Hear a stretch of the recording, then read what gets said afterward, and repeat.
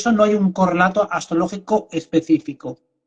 Ah, vale, vale. O sea que la complejidad no solo se nos da en este plano, sino también en el plano astrológico la mente no está nada clara, no lo tiene nada claro, ¿no?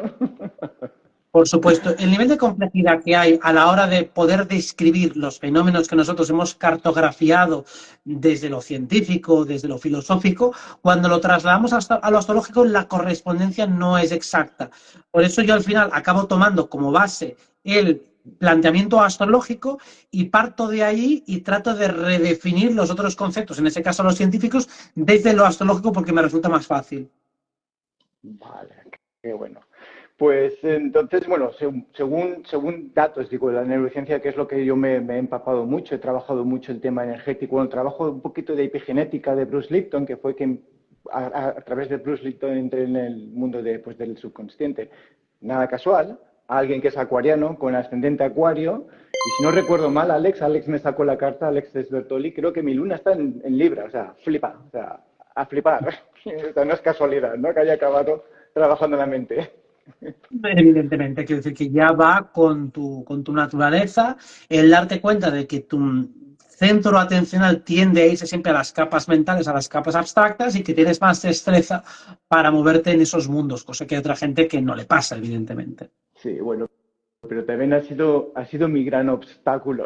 O sea, mi gran virtud, entre comillas, puede decirlo así, ha sido también mi gran obstáculo. Yo a día de hoy, y mira que he llevado ya cientos de sesiones, todavía a día de hoy no he conocido a alguien con tantos bloqueos como los que he tenido yo en mi vida. No, todavía no digo que no exista, digo que todavía no lo he conocido. O sea, ha sido bárbaro. O sea, los bloqueos míos que yo he tenido han sido, pero acojonantes, porque nuestra mente subconsciente, como según Mm. digamos lo que es epigenética, la física cuántica, es una mente que no entiende de bien y mal, no es una mente que crea, no es una mente creadora, la creación viene de nuestra mente consciente.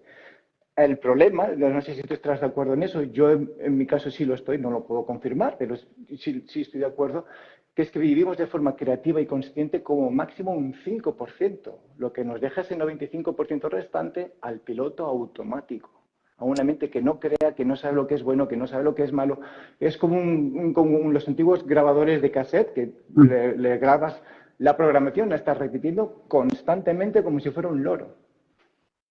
Es así, y además, bueno, te diría que astrológicamente nosotros entendemos la esfera mental como una capacidad para fraccionar la información, para cortarla en pedacitos. Claro, cuanto más aire tienes en carta, como es tu caso, más pedacitos has hecho.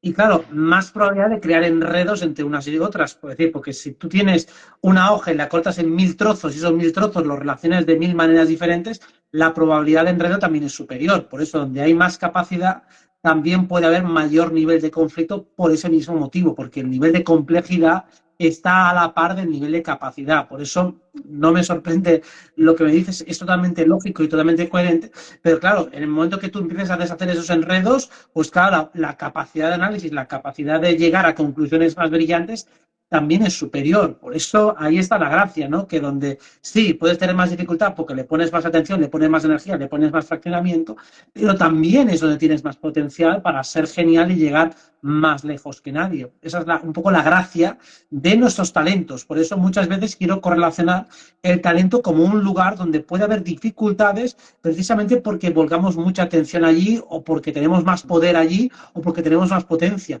Y donde hay más potencia también suele haber más sensibilidad y por lo tanto más riesgo de que nos hagamos daño.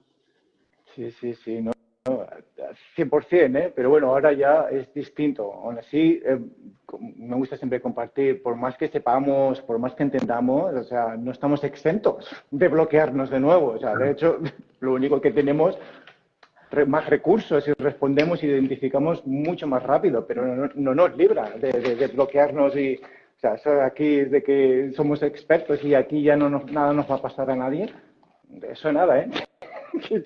Vamos, ya te lo digo yo.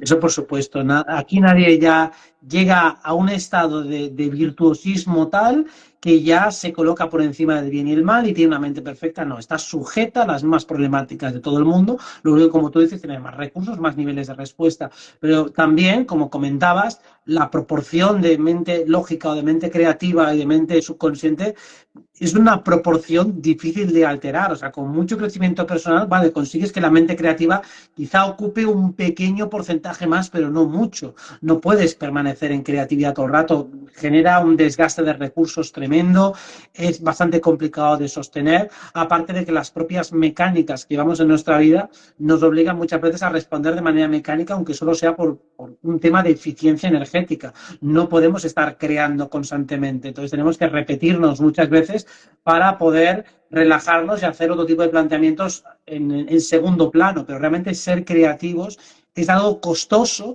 sobre todo si además estamos sujetos a tener que conseguir resultados. Ser creativo de manera ociosa puede ser más fácil, pero si encima te dedicas, por ejemplo, a ello, siendo un artista, pues esta gente lo tiene bastante más complicado y ya pueden dar fe de lo complicado y desgastante que es.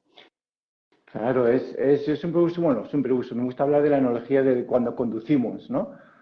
Creo que tú no conduces o has conducido muy No, poco en la vida, ¿no? No no. conduces, bueno, da Bueno, igual. Pero aunque sean los autos de choque, es igual, ya sé lo que es. Sí, pues bueno, cuando vamos conduciendo, normalmente pues no prestamos atención a la carretera, a lo mejor estamos escuchando una melodía, una canción, tenemos una conversación, o incluso estamos hablando por teléfono. Entonces, muchas veces decimos, ostras, ¿cómo he llegado hasta aquí? O sea, no sé ni cómo he llegado al puesto de trabajo, no sé cómo he llegado a casa o lo que sea. Y esto es porque tu subconsciente se ha tomado el cargo o sea, toma las riendas por ti para que tú puedas estar centrado en otra cosa y tu subconsciente se está haciendo cargo ya de algo mecánico como uno que ya ha aprendido pues con los meses o con los años, ¿no? Entonces, esa para mí es la gran virtud de esa mente subconsciente, que una cosa que aprende, la aprende de por vida. Es como caminar. Tú imagínate que tuviéramos que aprender a caminar cada mañana cuando nos levantamos. ¡Qué tortura! ¿No? Sí, ¡Qué tortura sería! caminar, hacer cualquier tipo de operación, lavarte los dientes. Si cada vez hubiera que reaprender todo eso, sería un desastre. Por eso, claro, a mí me gusta mucho valorar para qué sirve cada cosa. Entonces, esa mente que repite sirve para algo. El Claro. tema es cuando la sobreexplotamos y queremos que sirva para todo. Digo, no, para todo no sirve. Igual que la mente creativa no sirve para tareas repetitivas, porque al final se acaba trabando, pues la mente repetitiva no sirve para tareas creativas. Pues hay que seguir jugando con eso, digo, colocando a cada cosa en su lugar. Exactamente, pero sí se puede, ¿eh? Sí se puede llegar a entenderla.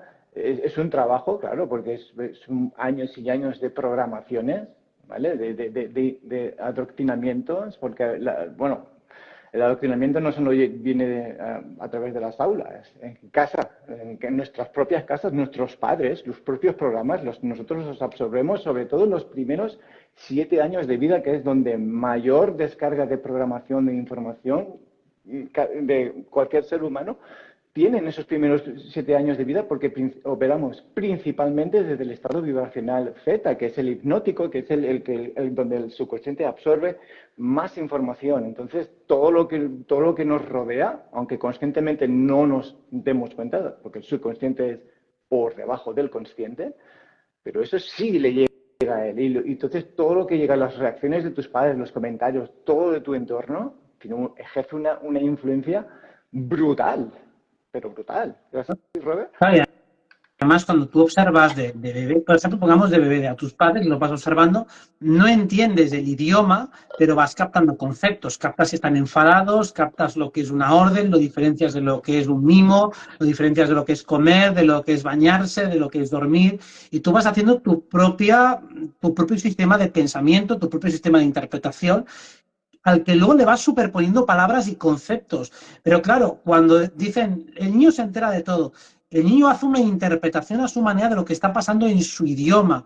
Lo que no interpreta, todavía no ha entendido, es toda la complejidad del idioma humano que tiene un montón de subordinadas sociales. Es decir, pues cuando los padres hablan en clave, cuando en sociedad hablamos muchas veces en clave, porque ya tenemos una serie de registros mentales comunes, pero el niño primero hace una primera absorción mucho más pura, también de lo que ha vivido en casa. Entonces, las reglas de casa las ha ido entendiendo e incorporando, y luego esas reglas de casa son las que va a seguir extrapolando a toda la vida posterior. O sea, si tus padres, pongamos, han sido muy buenas personas y han sido muy generosas, vas a tender a pensar que la mayoría de gente de fuera también es generosa. Y al revés, si tus padres han sido hostiles y violentos, por defecto vas a tender a pensar que los demás también son hostiles y violentos. Como una analogía muy sencilla. Pero así, en esa es muy burda, pero hay otras mucho más sutiles que ya vamos a tender a utilizar como base, porque en los primeros años es cuando se configuran esas estructuras profundas que constituyen la base de nuestro alfabeto personal. Claro, claro. Si ya lo decían los jesuitas, ya lo venían diciendo hace siglos atrás. Dame un niño por los primeros 7 años y te mostraré al hombre. Es traducido del inglés. Ellos ya sabían esto. Esto se sabe hace siglos. Nosotros es ahora que nos llega esta información. Pero esto ya se sabía. Entonces, claro, esos 7 primeros años de vida, que no sea, no digo que a partir de ahí ya no hay nada que hacer. Claro que se puede. Pero esos 7 primeros años de vida son fundamentales, ¿no? Porque ahí es donde genera aproximadamente, se comenta en los estudios que el 95% de las creencias por las que el individuo luego se va a desarrollar para el resto de su vida. Es que es brutal, es súper importante. Claro, es el ancla de las estructuras profundas del lenguaje, entonces es tu lenguaje de programación matriz. Si ahí están las creencias principales, luego las siguientes se van superponiendo a esas. Correcto. Y claro, es lo que dice, bueno, pues uno va forjando su carácter los primeros años. ¿Se puede reprogramar? Sí, pero tienes que regresar a ese estado de receptividad, de curiosidad, de inocencia que tenías cuando eras pequeño. Y claro, normalmente al adulto le cuesta mucho volver allí. Por eso muchas veces cuando decimos en terapia hay que estar abierto, receptivo, vuelve a jugar, vuelve a conectar con esa esencia de niño, es ahí cuando tú puedes reobservar de nuevo y reprogramar todas esas creencias profundas, todas esas estructuras básicas que tienes en lo más profundo de tu psique.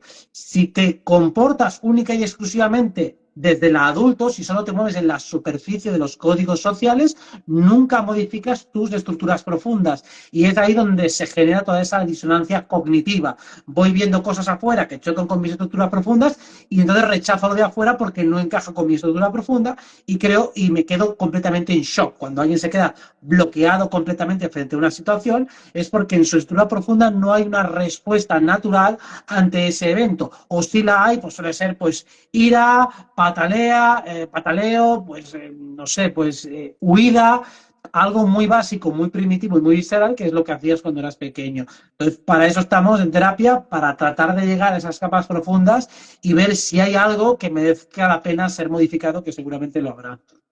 Ya te digo, yo estos ejemplos lo vi súper claro cuando trabajaba en prisión, cuando hablaba con los presos, porque yo me interesaba saber la historia que había detrás. Y si, bueno, pues te puedo decir que la gran mayoría, te voy a decir un número, un 97% de los casos, pues los padres habían estado ya en prisión, o eran junkies, o eran drogadictos, o sea, ya había un historial previo. Y aunque escuchabas a los presos decir, no, que le den por culo esto, yo no quiero venir a la cárcel, es lo peor, reincidían una y otra, y no porque está dentro de su entorno, es lo que han mamado, es la reprogramación, la programación que ellos tienen desde de casa, ¿no? Entonces, la reproducen, aunque sus palabras dicen una cosa, sus acciones muestran lo contrario.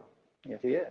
Claro, ahí está la colisión entre la estructura superficial y la profunda. La superficial, dado que tienen que manejarse dentro de un entorno muy hostil, tienen que ser fuertes, tienen que ser tipos duros y rudos y transmitir esa fuerza. Yo no quiero volver aquí, yo estoy por encima de esto, yo realmente tal, pero realmente hay una parte de ellos que se sienten más cómodo entre ellos o que incluso se sienten torpes en sociedad y no saben exactamente cómo comportarse. Digo, bueno, por lo menos aquí ya se sobreentiende que soy lo que soy, no tengo que disculparme tanto como en la sociedad donde seguramente el desgaste psicológico que les supone tener que fingir es superior al hecho de delinquir y digo, mira, que me cacen cuando me cacen, pero yo no tengo ganas de estar disimulando tantísimo. Sí, así es. Yo recuerdo en la época mía cuando era adicto, mi entorno más cercano, lógicamente, eran adictos también. Entonces, para mí, en aquel entonces, la sociedad era adicta. Todo el mundo, claro, porque era mi realidad, ¿no? O sea, que el entorno en donde nos movemos es súper importante, porque si 4 de tus mejores amigos o las personas más cercanas tuyas, por ejemplo, son ludópatas, por ejemplo, si continúas con ellos, tú te convertirás en la quinta. Si son alcohólicos, tú te convertirás en la quinta y así sucesivamente. Pero el caso contrario también se da. Si te juntas con 4 personas, si las 4 personas de tu entorno más cercano son emprendedoras y son luchadoras y optimistas, tú te acabas convirtiendo en una más. Y es que es así, es así. Tu realidad se transforma según tu entorno. Es absolutamente así, es muy mimético, además es muy fácil de observar y de ahí la importancia que siempre las madres han tenido cuidado con las malas compañías, ¿no? Es que además es así, porque tiendes por una cuestión mimética a conectar con el grupo, con la energía del grupo y a tratar de normalizar aquello que hay en tu entorno, también por una cuestión de aprobación para no estar en constante pelea y conflicto con los valores de la gente de tu alrededor. Por eso al final, si no acabas encajando con ellas, pues te recluyes y hay gente que se acaba quedando sola por no acabar de encontrar a nadie que se le parezca por lo menos en los temas básicos o en las inercias habituales del día a día. Por eso también eso se dice, ¿no? Pues júntate con millonarios si quieres hacerte rico, júntate con gente emprendedora si quieres emprender, júntate con gente fiestera si quieres salir de fiesta y quieres ser alguien, o júntate con gente que tenga hábitos saludables si quieres estar saludable. Pero desde luego, según con quién te juntes, vas a acabar copiando por imitación todos sus hábitos, o por lo menos gran parte de ellos, salvo que tú seas una persona muy dominante, entonces ellos te copiarán a ti, pero sea como sea, hay una tendencia natural a acabar conectado con el resto. Y como tú dices, vivimos en una burbuja de realidad, igual que nos pasa a nivel de Internet, ¿no? Que al final consumimos aquello que refuerza nuestros propios sesgos y a veces cuesta hacer ese ejercicio sociológico de mirar a gente que piensa muy distinto o gente que piensa parecido pero con sutiles diferencias. Pues ser capaz de ver todo el espectro, que es una cosa muy, muy acuariana, para mí es muy interesante, precisamente para poder saber dónde estamos ubicados, dónde estamos parados dentro de lo que es el mundo en el que vivimos. Sí, sí, es acojonante. De hecho, bueno, la primera cosa que te dicen, bueno, cuando hice yo Proyecto en el 2002 es, se acabaron las compañías, se acabaron los lugares donde tú, no, eso fuera, lo primero que te cortan, eso es, yo no o sea, lo entendía de una forma, pero ahora entiendo al 100% por qué hacen tanto ese hincapié. Yo digo, joder, yo puedo continuar yendo a los mismos sitios que iba antes, simplemente esa es la historia, ese es el bullshit que nos decimos, a veces las gilipollas que nos decimos, no, si yo puedo con esto, que no, ¿qué va? ¿Qué va, qué va, qué va? O sea, tu entorno, para hacer una transformación, yo siempre digo, mírate a día de hoy en tu vida, si, por ejemplo, en las sesiones, ¿no? Porque he trabajado mucho el tema de la abundancia, el tema de la prosperidad económica y demás, que también ha sido uno de mis grandes obstáculos en la vida, que no es casualidad, que ya te lo digo. Bueno, pues hazte un chequeo, siempre digo, hazte un chequeo y mira tus compañías más cercanas y posiblemente estéis en la misma situación económica en la que estás tú. Y quien dice la situación económica es la situación sentimental. Es que no consigo pareja, es que... Échale un vistazo a tu entorno y mira a ver, porque seguramente tus personas más cercanas estáis todos en la misma situación. Hazte un chequeo, porque no es casualidad que eso se dé así. Sí, además hay Digo que eso. recalcar más cercanas en cuanto a trato constante. O sea, ese es el Correcto. punto, ¿no? Poder vivir cerca de alguien y no tener relación, no, hablamos de la gente con la que habitualmente tienes un trato, tienes una conversación, compartís puntos de vista y es ahí donde se produce más ese evento de sincronía entre unos y otros. A veces incluso, pues ya sabe que hasta a nivel biológico, ¿no? Pues las mujeres tienden a sincronizar las menstruaciones y demás, o sea que procesos biológicos se van sincronizando, también incluso los patrones de sueño se pueden sincronizar, incluso cuando duermes con alguien, pues el tipo de sueños, las pesadillas también se tienden a sincronizar. Ese tipo de cuestiones ya no están hablando de que cada uno de nosotros tiene una especie de biorritmo natural a todos los niveles de realidad, en todos los fractales, en el mental, en el emocional. Y hay muchas frases también de los dos que duermen bajo el mismo colchón acaban siendo la misma opinión, o cuando uno va con un cojo, pues al final tiene dos cojos. Bueno, hay montones de frases de estas, quien a buen árbol se arrima, a buena sombra se cobija, montones de frases que ya hablan de la importancia de con quién te juntas y lo que va a crear alrededor tuyo todo ese movimiento. Por eso también la parte buena es, podemos cambiar a los demás en el sentido positivo. Cuando alguien se frustra porque hostia, la gente nadie me hace caso, en mi entorno son todos un desastre, digo, bueno, realmente si tú eres un buen ejemplo, ellos también se tienen que mimetizar contigo. Y si tú haces un hábito que es bueno, que es saludable y tienes relación con esa persona, es muy probable que la otra persona también se acabe empapando de él. O sea, es un trabajo costoso, es lento, pero al igual que somos influidos en negativo, también podemos ser influidos en positivo y viceversa. Nosotros también podemos influir en positivo con la gente que tenemos a nuestro alrededor, porque nuestros valores y nuestra manera de pensar poco a poco va permeando en la gente de nuestro alrededor. Así es. Y hay que has mencionado unas frases. ¿Qué tanto daño han hecho este tipo de creencias populares? Te ganarás el pan con el sudor de tu frente. El dinero no crece en los árboles, ¿no? O el dinero es la raíz de todo el mal. Eso es programación pura y dura para mantenerte esclavo y pobre por el resto de tu vida. Y se da, no sé, no sé por qué se da de forma más pronunciada en nuestra cultura latina. Es que es bárbaro el tema del dinero, que es una cosa bueno, no digo que en la cultura anglosajona no se ve, pero la relación con el dinero en la cultura, bueno, yo la conozco aquí en Australia, es algo distinta a la que, por ejemplo, podemos tener nosotros. Y yo sé que ahí, pues, la Iglesia, entre otras, han hecho mucho daño en ese. ¿Qué intención hay detrás de todo esto, Robert? Mantener a la gente esclavizada. Es que, claro, en España, por ejemplo, que es lo que conozco mejor, y Latinoamérica también van un poco en esta línea. El trasfondo cultural es más de izquierdas. Y entiéndase la izquierda, cómo llega a una persona un poco a la izquierda y es, vale, yo soy un trabajador, casi siempre soy explotado por alguien que realmente no te trata bien, los compañeros tampoco te tratan bien, y finalmente acabas trabajando en un lugar en el que no te sientes valorado, te sientes más bien despreciado, no recibes un buen emolumento y por lo tanto hay un momento que dices, mira, pues puede haber indicadores buenos macroeconómicos diciendo, pues la economía está yendo bien, pero a mí no me va bien. Y casi hasta me molesta pensar que la economía va bien porque yo estoy cobrando una mierda, estoy siendo maltratado, casi prefiero no tener trabajo y recibir un subsidio que no estar sufriendo. Y luego la cultura del emprendedor parece que si yo soy emprendedor me tengo que convertir en un explotador como los que a mí me han explotado. O sea, básicamente, si yo he visto que los que emprendían al final acababan siendo explotadores y yo no quiero ser eso, pues casi prefiero no trabajar o trabajar poco y recibir pues ayudas del Estado que no tener que trabajar, poner riesgo y que encima sufra y que me tenga que sentir un privilegiado por trabajar.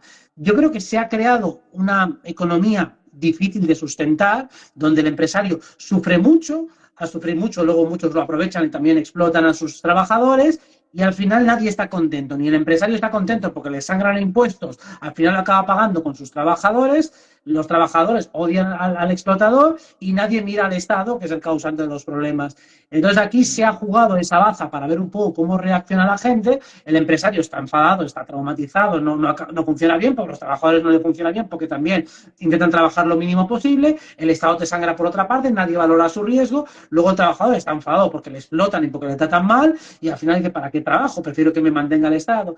Yo creo que todo eso, el sistema lo ha creado de una manera bastante ingeniosa para que todo el mundo esté enfadado y al final dice, pues mira, si es que todo lo relacionado con el dinero me da problemas. Todo lo relacionado con ganar dinero es un problema, tanto si soy empresario como si soy trabajador. Así que prefiero tener lo mínimo y justo o soñar con la lotería, que es ganar mucho sin esfuerzo. Pero ganar mucho con esfuerzo, nadie piensa eso. O ganar mucho con ingenio, es que ni se me pasa por la cabeza. Correcto. Y es así, el tema del dinero es una cosa que para mí, bueno, ha sido un factor muy importante. Bueno, pues yo lo tuve todo de pequeñito. Bueno, pues mis padres, pues mi padre se hizo millonario aquí en Australia, se volvió a España y bueno, pues pasaron muchas cosas y bueno, pues de una cosa pasamos a la otra. O sea, yo he vivido en los dos mundos, ¿no? Entonces, eso me ha marcado muchísimo a mí, ¿no? Entonces, claro, mi subconsciente entendía, prosperidad, dinero, problemas, jaleos, pérdida, bancarrota, bueno, o sea, un rechazo brutal a nivel soy consciente, pero a nivel consciente, pues yo, joder, pues quiero prosperar y tal, pero siempre acababa saboteándome para no llegar para no avanzar o para no prosperar en el campo económico, ¿no? Entonces era era una lucha que para mí, no, o sea, era una cosa que no tenía ninguna explicación. ¿Cómo puede ser que siempre acabe igual, que siempre acaba igual, ¿no? Entonces, el tema del dinero, yo lo entiendo, que es donde esta Matrix, o donde los que están controlando esta Matrix de una forma u otra, es donde nos tienen cogidos por los cojones, por decirlo así, ¿no? Porque ahí es donde ellos tienen mucho poder, porque si te mantienen pobre, te mantienen, pues pobre en el sentido, a ver, el sentido pobre, pues eso, escaso de un material, que no es material, que al final el dinero se convierte en energía, ¿no? Pero te hacen pensar que el dinero es escaso, que es limitado, y es ahí de donde cae la trampa, porque el dinero es infinito. Si es lo que más hay en este mundo, es dinero. Si es que no hay más cosa porque es infinito, es energía. Entonces, esa para mí es una de las grandes trampas de este sistema, que el tema de cómo utilizan el concepto del dinero para esclavizarte, para encadenarte, ¿no? Para mantenerte ahí y sumiso, sobre todo sumiso a las premisas de esta gentuza, ¿cierto? Claro, ya comentando con lo que venía al principio, ¿no? Esa mente que se protege ante los peligros, solo con asociar dinero a peligro ya tienes el autosabotaje ya diseñado y generado.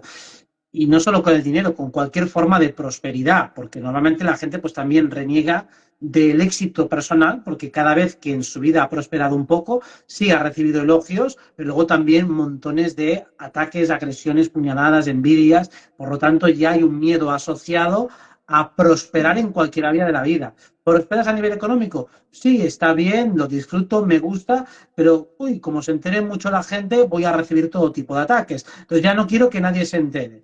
Y luego, bueno, si se van enterando, claro, al final se dan cuenta por motivos indirectos o lo que sea, pues tú estás un poco asustado cada vez que vas ganando más. Luego también por toda la retórica que hemos recibido, por eso te vinculaba el tema de la izquierda y la derecha, ¿no? En la retórica o narrativa de lo que es la izquierda, el capitalismo es lo malo y los problemas del mundo vienen por la gente que ha acumulado riquezas. Entonces, claro, para mí, dentro de mi subconsciente está claramente cargado como que el hecho de acumular riquezas es malo y me convierte en un explotador, en alguien sin ningún tipo de escrúpulos, en alguien egoísta y cruel, porque mientras hay gente que no tiene dinero, yo estoy acumulando dinero, en lugar de, por ejemplo, regalarlo todo. Y claro, como yo no voy a regalarlo todo conscientemente, entonces lo que voy a hacer, mi subconsciente va a crear sistemas para que yo lo pierda inconscientemente, para regalarlo simbólicamente a través de multas, de pérdidas, de inspecciones fiscales, etcétera, etcétera, porque en el fondo siento que ese dinero es peligroso, que está manchado o que me va mal. Y de esas creencias, ya no solo las hay a nivel inconsciente, las hay a nivel consciente. Falta que veas, busca en YouTube cualquier vídeo que hable de prosperidad económica, de dinero, y vas a tener un montón de gente, de haters, diciendo el dinero no es espiritual, el dinero solo trae perdición, el dinero tal. La gente ya le tiene un asco y un pánico al dinero, entonces lo quieren pero no lo quieren, lo desea pero realmente lo repudio. Bueno, pues con ese quilombo hasta que no te aclares es imposible avanzar. Así es, y bueno, no quiero decir que con esto que el dinero sea lo más importante, porque eso sería tan estúpido como decir que tus pulmones son más importantes que tu corazón, que sería ridículo pensarlo, ¿no? Pero, coño, por ejemplo, en mi caso, bueno, ahora estoy haciendo otro proyecto, pero, ostras, el dinero para mí es el combustible para mi emprendimiento. Es lo que me va a ayudar a mover desde el punto A al punto B. Es como un coche. O sea, yo no compro un coche para almacenar gasolina. Yo tengo un coche para moverme. ¿Y qué uso? Gasolina. La gasolina para mí es el combustible de mi empresa. Entonces, me va a ayudar a mover y a avanzar, ¿no? Entonces, yo siempre hago mucho hincapié ahora que la prosperidad es algo buenísimo, porque sin ella, si tú te dedicas a lo que sea, tu mensaje no va a llegar a nadie. Si tú no tienes, si Robert Martínez no tuviera una prosperidad o no tuviera tienes ahora una lista de espera infinita, tuvieras que estar dependiendo de un trabajo de X horas a X horas, seguramente tus apariciones en público serían mucho más escasas, muy Claro, probablemente. y de mucha menor calidad porque estaría mucho más agotado, porque tendría menos tiempo para reflexionar, para pensar y para hacer cosas que me gustan, con lo cual finalmente todo el mundo saldría perdiendo. Yo no estaría nada autorrealizado, estaría mucho más insatisfecho, haría apariciones de mucha menor calidad y al final pues nadie saldría beneficiado de que yo estuviera autosaboteado. Y que digo yo, dice cualquiera, o sea, nadie se beneficia de que tú mismo te autobloquees por motivos peregrinos, por una moral malentendida y por sobre todo porque creencias limitantes de manual.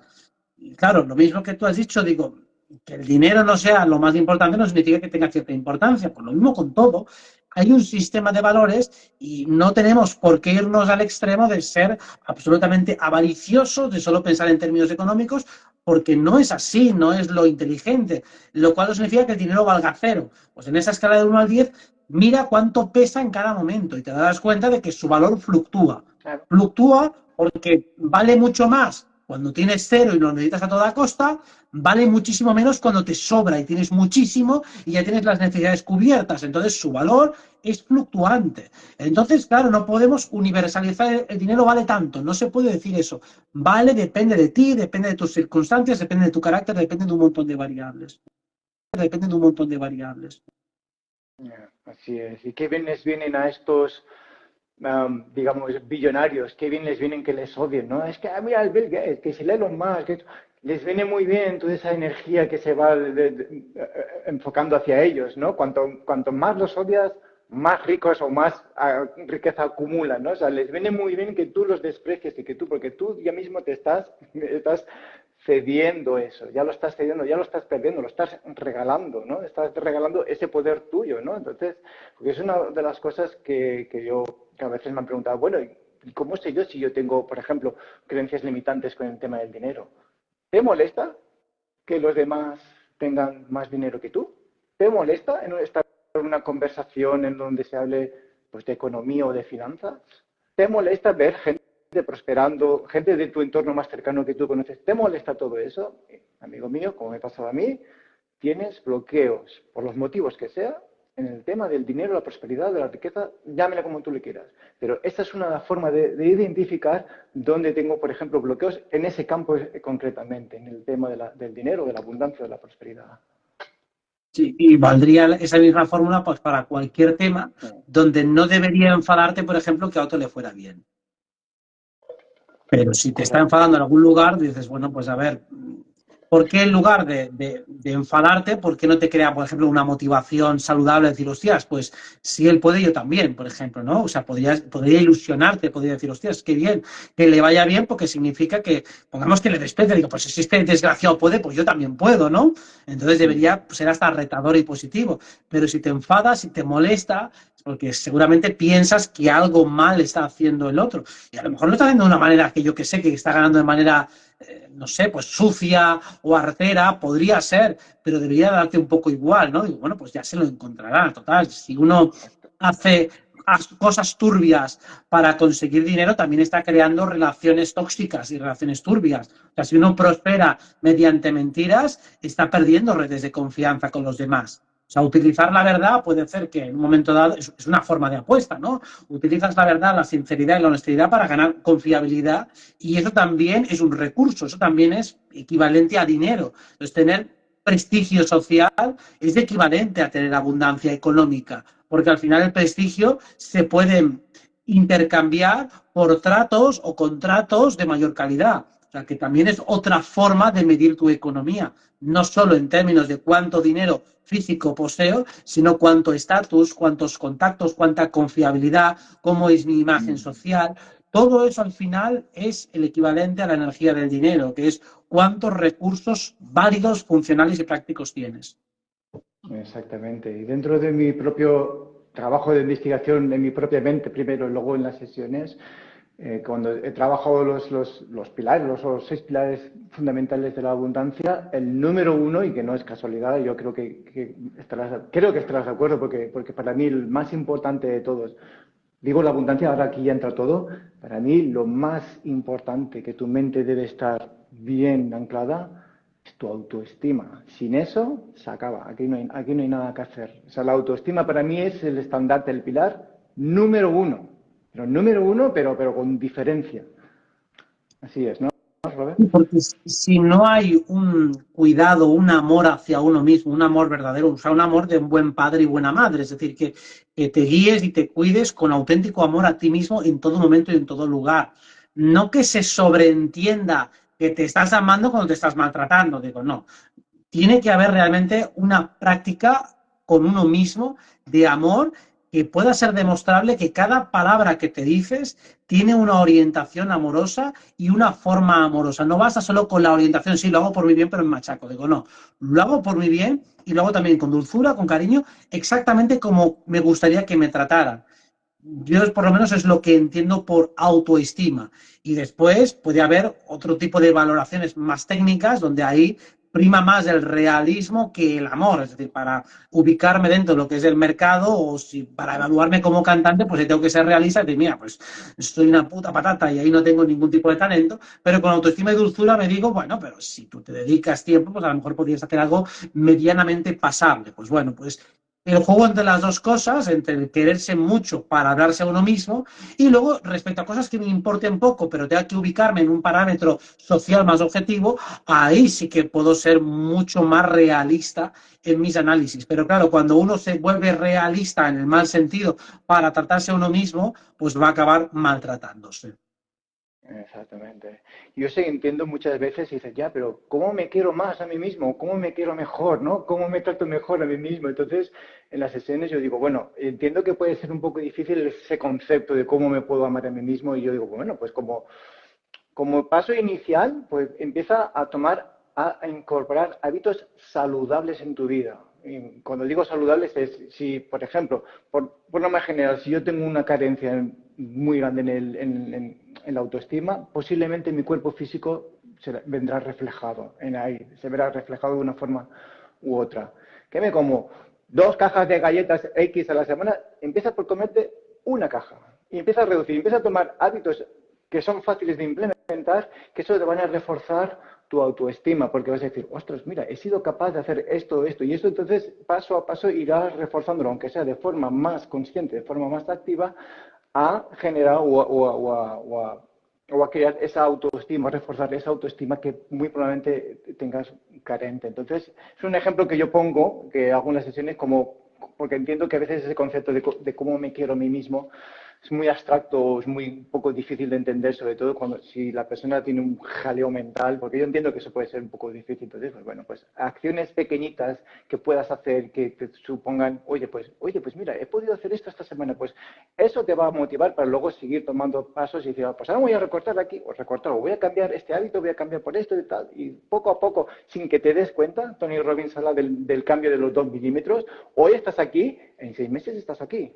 Estás, bueno, no me ves, pero bueno, abres No. más las manos, ¿no? Empiezas con 2 milímetros hoy, 2 milímetros mañana, pasado, y cuando pasa unos meses, el cambio es brutal y ha sido poquito, poquito, poquito, poquito. Y eso empieza a reforzar tu mente. Es una forma de comunicación también y bastante efectiva, bueno, en mi caso y en los casos de los que he podido tener con las sesiones con los clientes. Los hábitos siempre se cambian de manera gradual y por lo tanto esa ley de los 2 milímetros es obvia, ¿no? Cada día tienes que hacer un poco, es que no tienes que hacer un gran cambio cada día porque realmente no lo vas a poder sostener. Y de hecho, cualquiera que haya probado a hacer cambios radicales de un día para otro, a lo mejor si está motivado por un empuje emocional fuerte, por una determinación fuerte, alguno se puede mantener, pero ya tiene que haber algo mental detrás que le esté dando soporte. Así por las buenas, de un día para otro, si no hay un respaldo, una energía fuerte, sea emocional, sea estructural, sea que mentalmente ya te has ido convenciendo, es muy complicado hacer un cambio y que ese sea duradero. Por eso los cambios siempre se tienen que hacer poco a poco porque tienen una naturaleza acumulativa. Uno no ha llegado donde está de un día para otro, con lo cual tampoco vas a salir de ahí de un día para otro. Y de ahí la importancia de hacer las cosas, pues eso, lentamente, permitiéndose jugar con esos dos conceptos de autoestima y autoconcepto, sabiendo diferenciarlos perfectamente. Hay gente que cree tener autoestima porque se tiene en alta concepción, porque se cree mejor que los demás, y eso no necesariamente es autoestima. Tú puedes creerte mejor porque eres clasista, por ejemplo, y creerte mejor que los que tienen menos dinero, pero no te tratas mejor. Si después maltratas tu cuerpo, maltratas tu mente, no descansas adecuadamente, eso no denota muy buena autoestima. Básicamente lo único que denota es desprecio hacia los demás y de rebote pues te defiendes mediante una arrogancia discursiva, pero eso no es autoestima. Por eso entiendo que es un concepto difícil de explicar en la práctica porque hay que valorarlo en todos los pequeños detalles. Para mí lo más fácil de ver es, ¿te tratas como te gustaría que te trataran? Si la respuesta es que no, pues ve ve corrigiéndolo hasta que llegues a tu óptimo, hasta que realmente digas, joder, es que me hablo a mí como me encantaría que me hablaran todos mis seres queridos. Correcto, ahí está. Bueno, pues vamos a entrar así un poco más en materia que el tema del subconsciente. Hay un ejemplo que me gusta mucho compartir en los directos que he hecho pues con Mimi, con Carmina, con Alex, con toda la trupe. Mm. Y es, por ejemplo, es el ejemplo de las Torres Gemelas, ¿no? Para entender porque para mí ese evento significó un antes y un después, sobre todo a través de los medios de comunicación. Entonces, yo imagino que, bueno, todos los que tenemos una edad, yo creo que tú también, Robert, te acordas. Si yo te pregunto, vale, audiencia, Robert, todo el mundo, ¿te acordarías dónde estabas, con quién estabas, qué hacías, incluso de qué hablabas el día que ocurrieron las Torres Gemelas? ¿Verdad Sí, por supuesto. que sí? Por supuestísimo, ¿vale? Estamos hablando de hace cerca de 22 años atrás. Ahora ahora hago una pregunta más. ¿Te acordarías de dónde estabas, con quién estabas, qué hacías, de qué hablabas 2 semanas antes de las Torres Gemelas? Hombre, si estabas en el mismo puesto de trabajo, posiblemente sí que te acuerdes, pero ¿tendrías tanta claridad de recordar dónde estabas 2 semanas antes del acontecimiento? No, evidentemente que no. Podría llegar a deducir por ciertas analogías dónde estaba, pero bueno, evidentemente no podría. Y si me dices Vale. el sábado tal, ni puñetera idea. Por deducciones podría llegar a una idea más o menos aproximada, pero bueno, se entiende Vale. perfectamente el ejemplo. Se entiende, ¿no? Vale, ¿por qué ocurre esto? ¿Cómo nos podemos acordar de algo que ocurrió hace 22 años y sin embargo irnos 2 semanas atrás en el tiempo? No hay forma. Porque yo cojo ese ejemplo porque fue para mí la transformación global de los medios. Bueno, ese evento fue transmitido justamente en el lenguaje que tu subconsciente entiende. Ahí no se estaban comunicando con Robert o con Bruce, no, se estaban comunicando con tu subconsciente, con nuestro subconsciente. ¿Cómo? Su consciente es un experto en imágenes y en emociones. Es un experto, lo entiende perfectamente todo. ¿Qué ocurrió en aquel día? Supuestos aviones, bueno, el autoatentado, ¿vale? Vamos a definirlo con sus palabras correctas, el autoatentado. Aviones que se estrellan en las torres, torres que se derrumban, otra tercera torre de edificio que no se menciona y también cae. Terror, miedo, terrorismo, sangre, suicidio. Bueno, fue terrorífico. Entonces, claro, son imágenes impactantes que vienen con una carga emocional acojonante. El subconsciente eso lo pilla a la primera. ¿Dónde viene la clave? 24 horas repitiendo lo mismo. Esa repetición, que es la forma que el subconsciente aprende una tras otra, una tras otra. ¿Qué le pasó a mucha gente como a mí años después que fui a trabajar en la unidad de caneros con los perros en el metro de Madrid? A la mínima que veíamos un musulmán, terrorista. Enseguida, ese es terrorista. A este hay que cogerle, hay que humillarle y hay que cachearle y hay que desnudarle si hace falta en un cuartito. Y así operábamos, de forma automática.